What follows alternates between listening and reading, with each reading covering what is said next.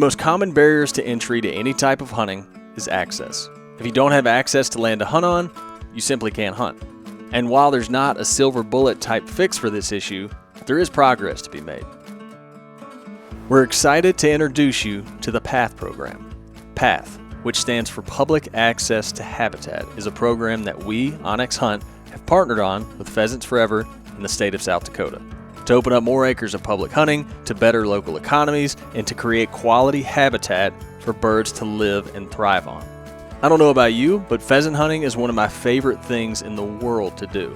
And knowing that the PATH program is going to continue putting in new acres that are open to hunting for the foreseeable future, it's pretty spectacular. So for the next few minutes, come along with Ben Brettingen, Sam Soholt, myself behind the camera, and the real stars of the show as we see what some of these newly accessible acres has to offer. Well, we just made it out to South Dakota. Got a good friend here, Sam Soholt, and we're gonna go chase after some roosters.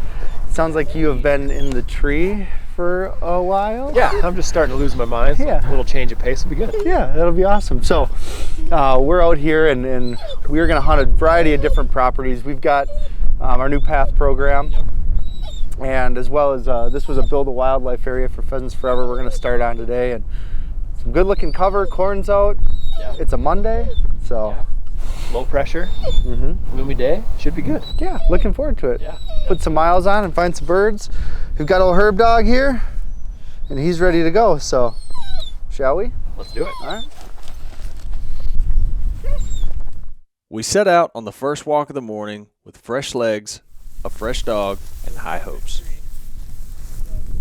And as always, pheasants have a way of pulling you into some really thick stuff. To all of our surprise, we made it through the first bit of cover without a single flush of a bird. But as soon as we got to the other side, we got a strong reminder that it was the first week of November. Yeah, I did. This buck came running through within nearly bow range of us and had no clue in the world that we were there, grunting the entire time. For a second, we thought Sam was going to leave us. You sure you own a pheasant? I don't know. I got my bow and my decoy in the truck. Not long after we got Sam's focus off of deer and back on birds, Herb started to get really birdy, and soon after, he found our first rooster of the day. All the commotion that came from Ben shooting his pheasant caused another rooster to flush right in front of Sam and I. Nice shot, Sammy.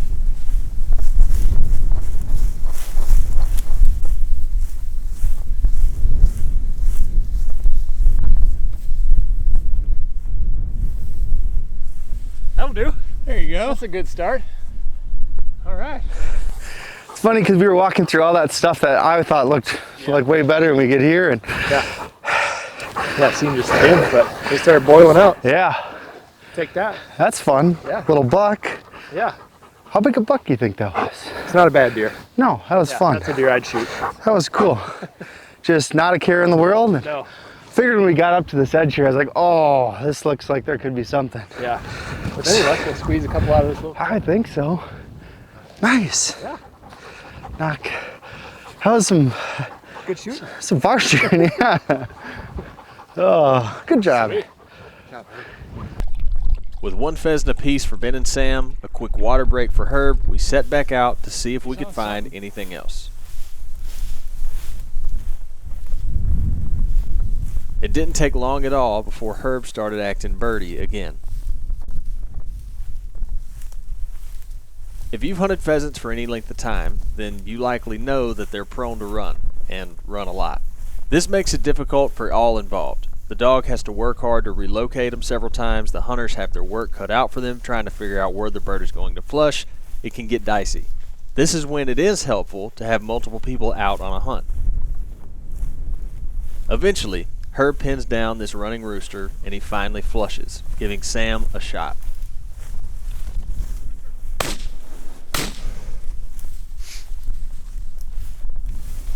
Good work. Took me two that time. Yeah, that's all right. There you go, Mr. Soul. Thank you, sir. Looked like you might have got him by the old tail feathers, Yeah. but good job. I don't Herb. save those anymore anyway. That's fun. fun. That is fun. This is like, I figure this area back here is probably the least likely for people to come back. Yeah, it's just, you got to get, just like everything, you got to get a little bit further away.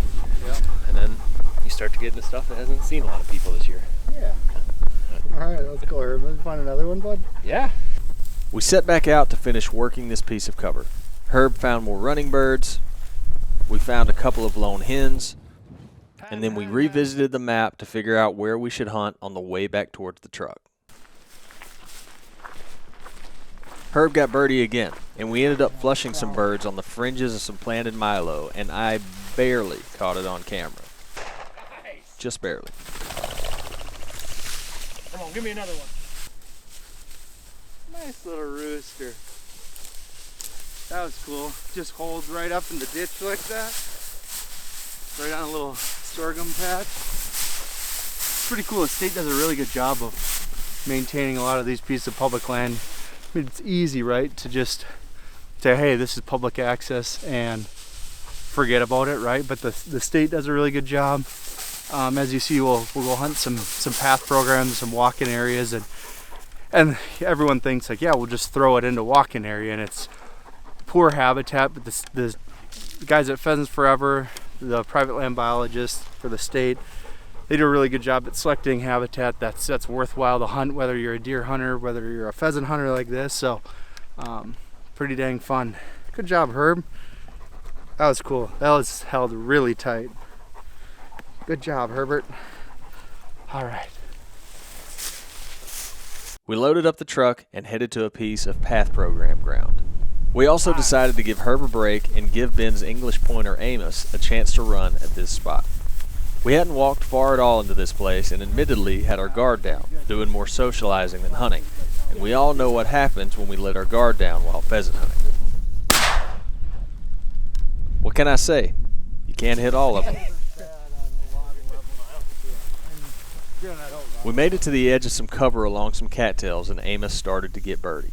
Now, as we've discussed before, pheasants like to run, but Amos is the type of dog that you should trust, so we did our best to stay behind him. Amos continuously relocated, so we knew a bird was moving on him. At one point, a hen flushed, and the three of us thought that must have been the bird. But Amos stayed the course, so we knew there must be something still in there. If there's one absolute in bird hunting, it's to always trust the dog.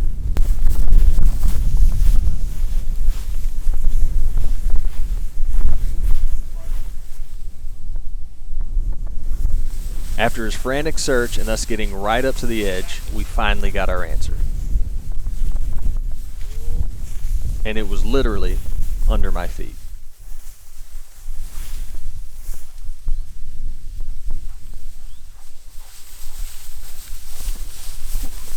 Yeah.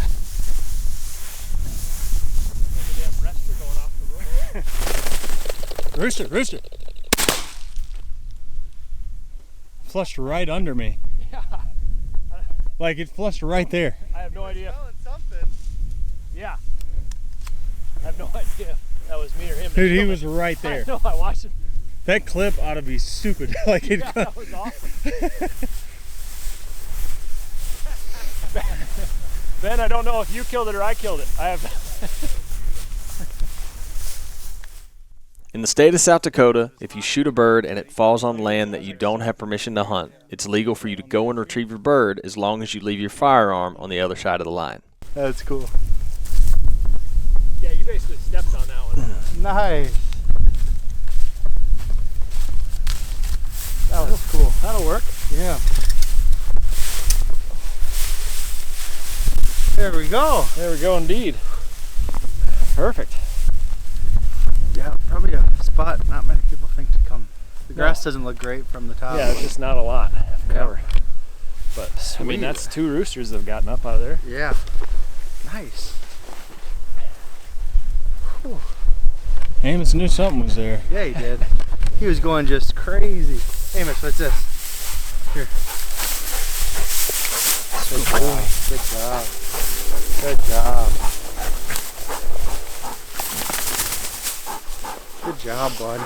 With that last right. rooster, Sam had his limit for the day, so he and I actually switched spots and hunted our way back to the truck, but never found anything other than a few hen pheasants. So we headed into town for the night with high hopes for the next day.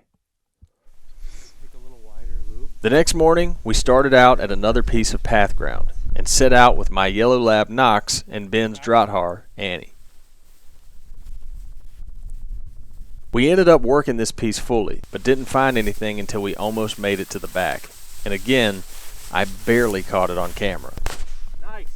Knox, dead bird. I should probably work on that.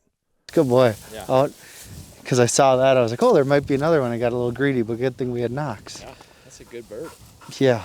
We walked through, I mean, this is habitat. Yeah. That is just, every step it was like, when is a rooster going to get out? Yeah. I'm surprised we haven't kicked out more, but Me too. we'll take this one. Yeah, that's super cool. Yeah, it's been pretty sweet kind of walking around this path stuff and on all this ground. But the cool thing, when you guys invited me to come down and hunt on this ground, it was cool because in December of 2020, Oh. so like COVID, everything going Yeah. on, I actually went and met up with the guys from NRCS and Pheasants Forever. And we actually hunted on a bunch of ground that was part of the Aberdeen Pheasant Coalition. So that was kind of the original, like, community-based access funding. The kind of the precursor, and they've been wildly successful. Yeah, I mean, and that was the first year that they had done it, and they had opened up 4,000 acres Wow. around the Aberdeen area. So we got to hunt a bunch of that, shot a bunch of birds. And it was cool because during that trip, Matt Morlock actually hopped on a conference call, like while we were walking one of the fields, and basically to say, yeah, we want to do this statewide, and we're going to fund it, like, you know, at $250,000 a year, Wow. with the goal of, you know, eventually opening up 100,000 acres. So it was really cool to, like, Yeah. kind of see this, like, for the last 3 years now, like, kind of working its way through everything, and, you know, to be here, part of it, kind of like seeing it all come to fruition is pretty sweet. Yeah, so you were like on the ground level knowing about it. Yeah, like, and, you know, I didn't know, like, every once in a while someone would be like, have you heard about this new project we're doing? It's like, actually, yes, I I have heard about this. Yeah.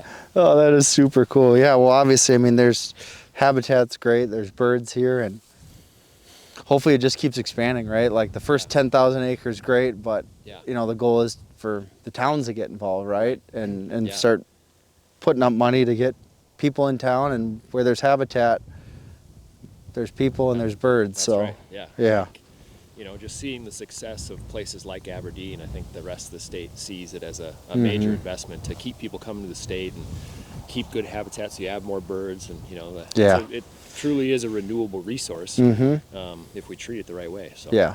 Very cool. Yeah. Well, let's try to do it again. We've Yeah, let's got go some find more another good one. stuff Yeah, over here. Absolutely. We hunted our way back to the truck, pulled up the map, and found one more property to hit before Sam needed to hit the road home. So we turned Knox back loose and went with the initial plan, which was to work down the edge of this cut cornfield. We weren't expecting a whole lot during this portion of the walk because of how thin and short the grass was. But then, out of nowhere, Knox got real birdie. Like we learned earlier, never let your guard down when hunting pheasants. True. Rooster. Good boy, Knox.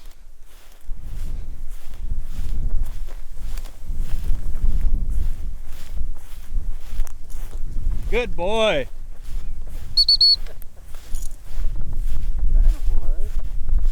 Good job, yellow dog. Thank you, bud. Good boy, work on Knoxie. that one. Good boy. That's a good boy. Prime case of not paying attention. Like, Well, me and Sam were just talking about how it was kind of thin looking cover. yeah, this is just not great. But I was looking up here. I was like, oh, there's some, you know, some thicker stuff. And I was actually looking across there at that cornfield to see if that was public. And all of a sudden, I hear rooster, phone falls, and that was a lucky shot.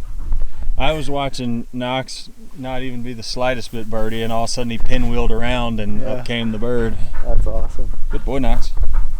Very cool. Good job, Noxaby. Boy. There you go.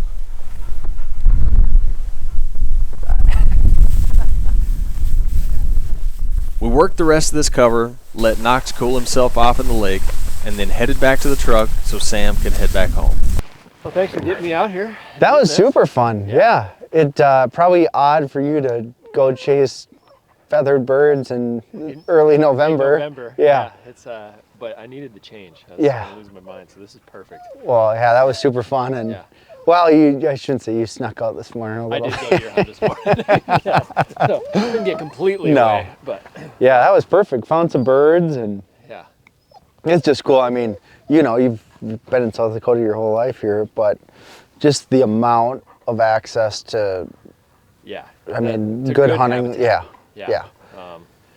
And it's, you know, we were talking about it earlier. I mean, it's a good thing. Like, we were able to kind of cruise around and pick and choose what we wanted to walk and hunt, and didn't deal with a whole lot of pressure or anything. So it was just nice to be able to walk miles and miles and miles and not be fighting it all the way. Yeah, exactly. So, yeah, I mean, and you look at it like hotbeds all across the state, really, of pockets of public land, but you know, there's a lot of parts of the state that don't have it. So it'll be fun to see with the PATH program, kind of hopefully, you know, some of these towns adopt it, and you just all of a sudden start to see these hotbeds of public land, and and we will follow. Hunters will follow. That's so right. We'll just keep opening up land and do our part to spread the word, and let people know about the fact that it doesn't take much for communities to get involved and really make a big difference. Not at all. So not at all.